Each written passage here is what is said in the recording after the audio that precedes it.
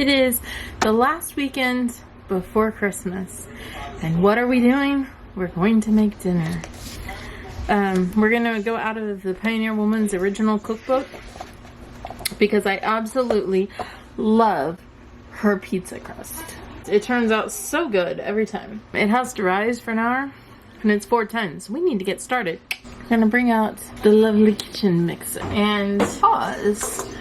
I just made cheesecake with the other pan, and I put that pan in the dishwasher for that bowl from the mixer. I'm gonna bring out the metal one. Good old trusty metal one.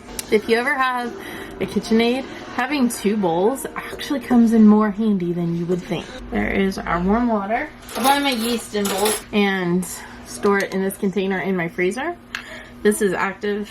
I also have the other. This calls for active. It comes with a spoon. The spoon is for 2 1/4 teaspoons. We only need 1 teaspoon.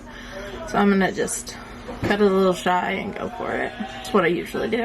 Let that sit for 5 minutes. When dealing with warm water and yeast, you don't want to go above 110 degrees. You want it at least, basically what feels like body temperature. Body temperature is 98.6. Normal.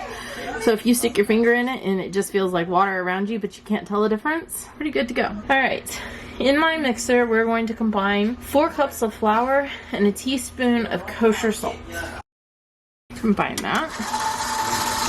Once it's combined, then we add in 1/3 cup of extra virgin olive oil. Slowly. Until just combined. And now we are going to slowly pour in our water with our yeast.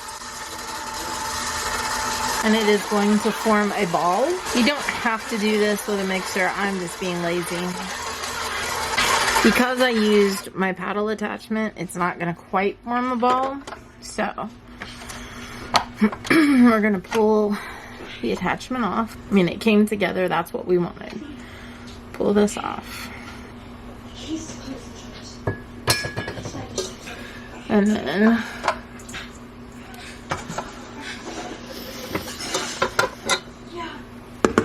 we're going to work it around just a little bit until it forms a pretty ball. We're going to drizzle a little bit of olive oil over it. So, my grandma always says is you drizzle a little in the bottom. We'll spin it around in that. Flip it over. Spin it around, make sure it gets covered nice, and then we are going to cover it with a moist kitchen towel and set aside for 1 to 2 hours, or cover with plastic wrap. When you have dinner planned and you have it started and then you realize I don't have any marinara sauce for my pizza, you get to make some. Okay, so our marinara sauce is coming out of Joanna Gaines' cookbook. Joe's marinara! So, a couple drizzles of olive oil, knife, and a purple onion.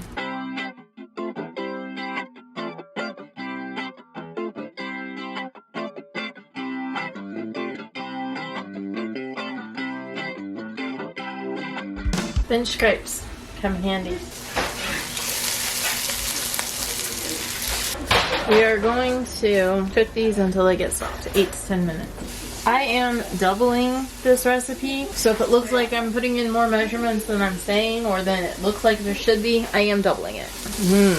Love the smell of onions and olive oil. Just the smell is fantastic. We're gonna add a touch of truffle oil. Because why not?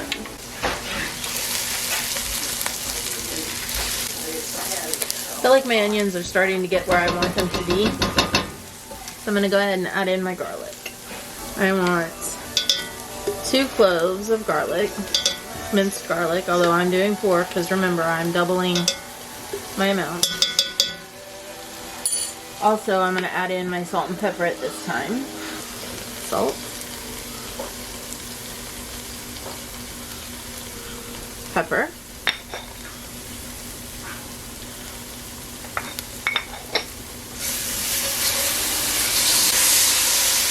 And then we're going to add in our tomatoes along with 2 cups of water.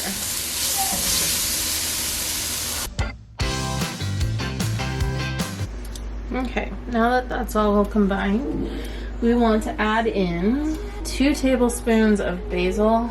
It says fresh basil. I don't have fresh basil, but this was grown in my garden this year and dried, so we're gonna go with it. A tablespoon of parsley. Again, the parsley was grown in my garden this year. A teaspoon of dried oregano.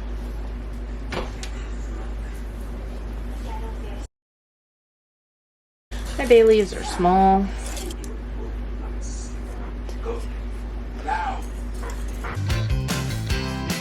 Now we need to basically let this simmer for 20 to 30 minutes. I'm just gonna set the lid on here kind of like that, and we'll be back. Okay, our marinara is done. Woo, I'm gonna go ahead and turn it off because it's attacking me. It's nice and thick. And now we get to go digging for bay leaves. You do not want to leave bay leaves in sauces. And I have to say, I hate digging for bay leaves because I'm always afraid I'm not gonna find them. I turned it off and it's off. I turned it off and it's bubbling even harder. I would just keep stirring it so it bubbles less, or put the lid back on it until it cools down a little. Okay. The bubbling has subsided just a little bit. I'm looking for bay leaves.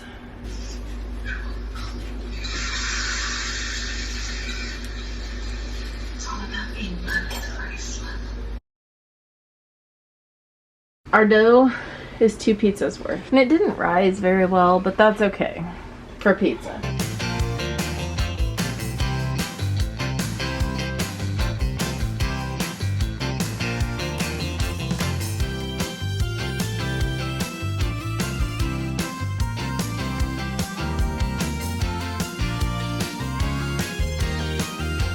So everyone has their own type of pizza, but I like a saucy pizza. This is going to be a cheese pizza. Just for Kevin. Name that movie.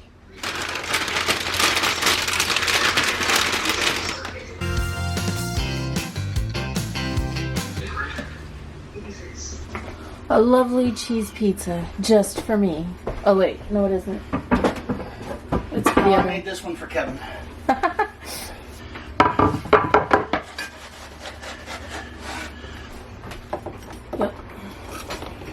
Yep. That was curvy.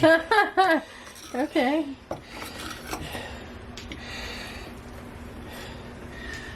A lovely cheese pizza.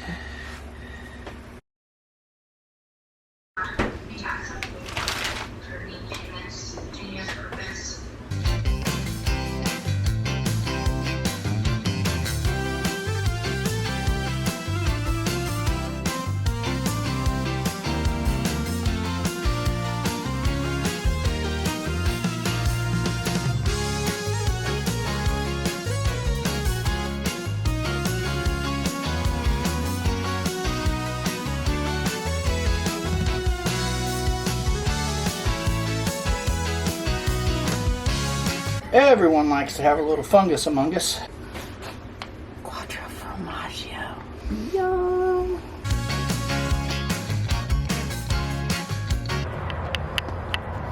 Alright kids, this is only the second time we've used this grill.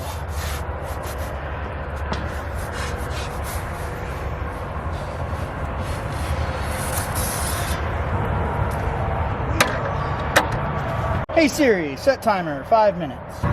So this is what came in yesterday.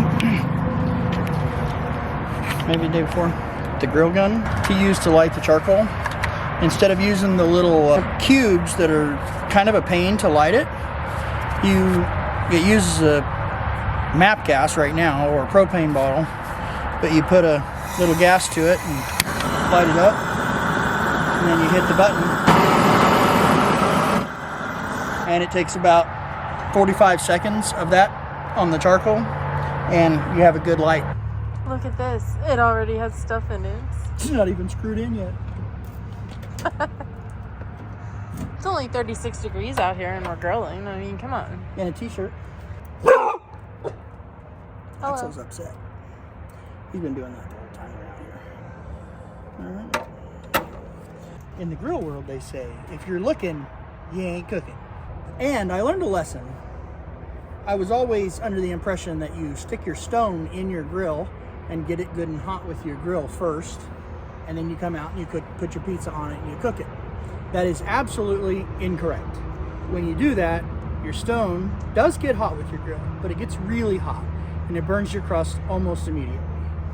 So what we did tonight is you get your fire going really good, and then you come out just a few minutes before you're gonna bring your pizza out and put it on. Put your stone on, let your stone warm up a little bit, but you don't want it to be 500 degrees or 800 degrees with your grill. You want it to be just warmed so that it doesn't just roast your pizza crust as soon as you lay it down. Okay, the timer went off. Feel like it's done, or we want to give it a little longer? I think it needs a little more. The cheese isn't extremely I think melty. so too.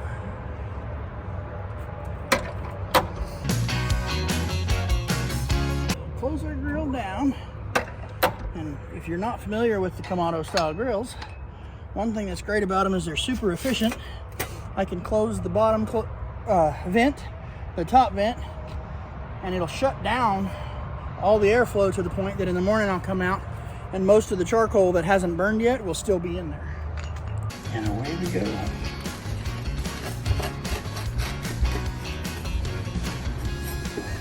That was a little straighter this time.